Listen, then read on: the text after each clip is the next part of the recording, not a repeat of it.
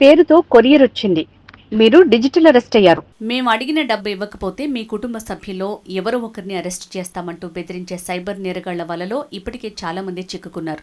Cyber ప్రపంచంలో ఇలాంటి అనేక రకాల మోసాలకు చెక్ పెట్టేందుకు తెలంగాణ ప్రభుత్వం నిర్ణయించింది. హైదరాబాద్లో మంగళవారం జరిగిన షీల్డ్ 2025 సదస్సు సైబర్ నేరాలను నిరోధించే కార్యాచరణను చర్చించింది. ఈ సదస్సు ఎలా సాగింది? సీఎం రేవంత్ రెడ్డి ఏమన్నారు? తెలంగాణ సర్కార్ హైటెక్ నేరాలకు ఎలా అడ్డుకట్ట వేయబోతోంది? ఈ అంశాలను నేటి ట్రెండింగ్ స్టోరీలో తెలుసుకుందాం.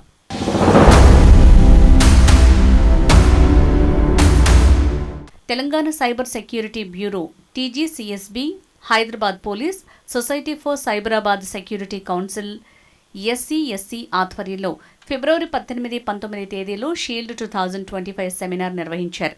సైబర్ నేరాలకు పరిష్కారం కనుక్కునే దిశగా ఈ 2 రోజుల సెమినార్ నిర్వహించారు. ఇందులో దేశంలోని పలు ప్రభుత్వ, ప్రైవేట్ సంస్థల్లో పనిచేస్తున్న 40 మంది నిపుణులు పాల్గొన్నారు.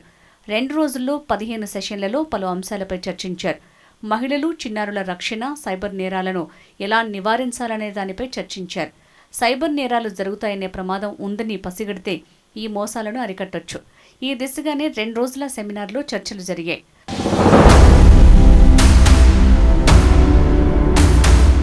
సైబర్ నేరాల నియంత్రణలో తెలంగాణ దేశంలోనే ఫస్ట్ ప్లేస్లో ఉందని తెలంగాణ ముఖ్యమంత్రి రేవంత్ రెడ్డి అన్నారు. సైబర్ సెక్యూరిటీ బ్యూరోతో పాటు హెల్ప్ లైన్ ఉన్న కొన్ని రాష్ట్రాల్లో తెలంగాణ ఒకటి అని ఆయన గుర్తు చేశారు. సైబర్ క్రైమ్ పోర్టల్ తయారీలో తెలంగాణ పోలీసుల పాత్ర కీలకమని ఆయన అన్నారు. ఈ టెక్నాలజీని దేశంలోని పలు రాష్ట్రాలు ఉపయోగిస్తున్నాయని సీఎం చెప్పారు. రాష్ట్రంలో 7 సైబర్ క్రైమ్ పోలీస్ స్టేషన్లను ప్రారంభించామని సీఎం తెలిపారు. రాష్ట్రాన్ని సెక్యూర్ బిజినెస్ హబ్గా మార్చాలని ఆయన సైబర్ నిపుణులను కోరారు. ఈరోజు సైబర్ నేరాలను నియంత్రించడానికి కూడా ఈ దేశానికి ఆదర్శంగా మొదటి స్థానంలో తెలంగాణ రాష్ట్రం ఉన్నది. మా పోలీసు అధికారులు ప్రత్యేకమైన నిరంతర కృషి చేయడంతో ఈరోజు దేశంలోనే సైబర్ క్రైమ్ను నిరోధించడంలో తెలంగాణ రాష్ట్ర పోలీసు విభాగం ముందు భాగాన నిలబడ్డది. ఇది మేము చెప్పడం కాదు, కేంద్ర ప్రభుత్వమే గుర్తించి మా అధికారులను అభినందించింది.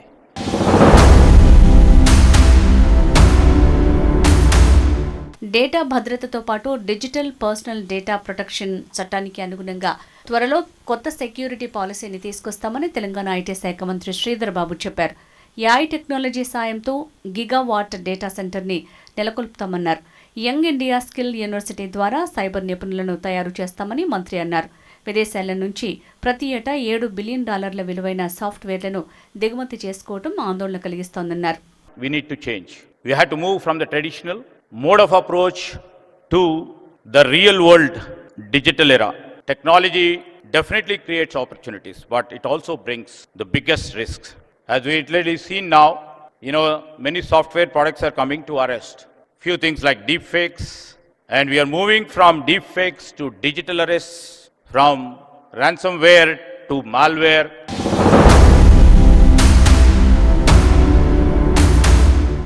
సైబర్ నేరాలకు ఎలా అడ్డుకట్ట వేయాలి? కొత్త పద్ధతులతో సవాల్ విసురుతున్న డిజిటల్ క్రైమ్కి పరిష్కారాలపై గంటల తరబడి చర్చించారు. వ్యక్తిగత జీవితాలతో పాటు ప్రభుత్వాలు, సంస్థలకు కూడా సైబర్ నేరగాళ్లతో ముప్పు ఉందని జాతీయ సైబర్ భద్రతా కోఆర్డినేటర్ లెఫ్టినెంట్ జనరల్ మునైర్ అన్నారు.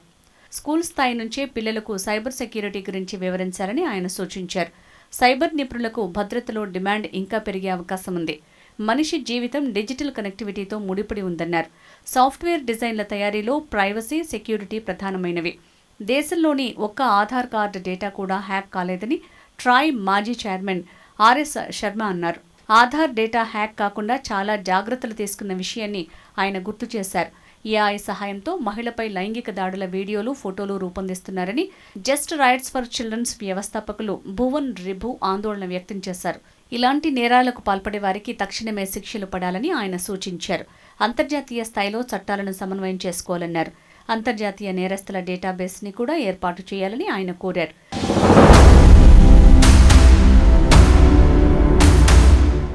దేశంలో సైబర్ నేరాల్లో టాప్లో ఉన్న 5 రాష్ట్రాల్లో తెలంగాణ కూడా ఒకటి.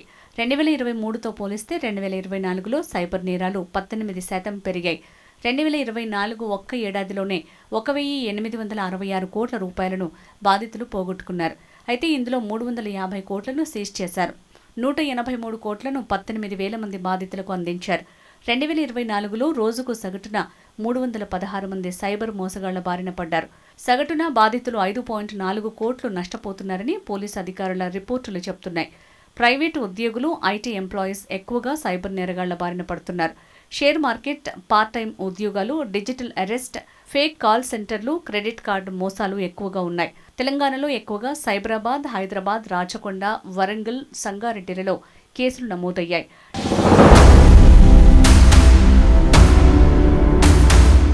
టెక్నాలజీని ఉపయోగించి మోసం చేయటం లేదా నేరం చేయటాన్ని సైబర్ క్రైమ్గా పిలుస్తారు.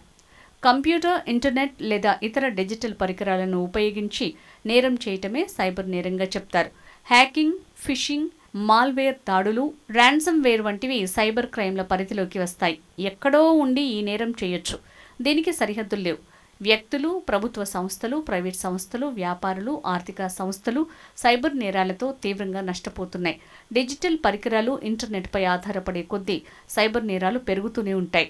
కంప్యూటర్లలో లేదా నెట్వర్క్లలో అక్రమంగా చొరబడటం, హ్యాకింగ్ చేయటం, ఈమెయిల్ బాంబింగ్, సర్వీస్ అటాక్ని అడ్డుకోవటం, వైరస్ లేదా వామ్ దాడులు, ఇంటర్నెట్ టైమ్ థెఫ్ట్స్ వంటివన్నీ సైబర్ క్రైమ్ కిందికి వస్తాయి.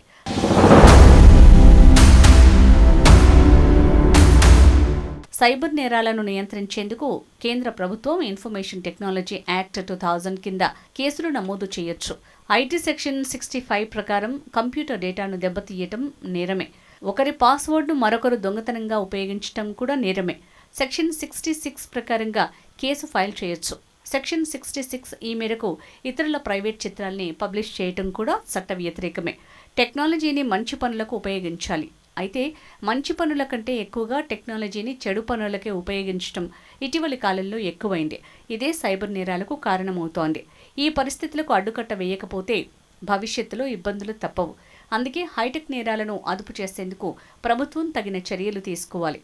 ఈ విషయంలో ప్రజలు కూడా అవగాహన పెంచుకోవాలి. అప్పుడే సైబర్ నేరగాళ్ల ఆట కట్టించడం సాధ్యమవుతుంది.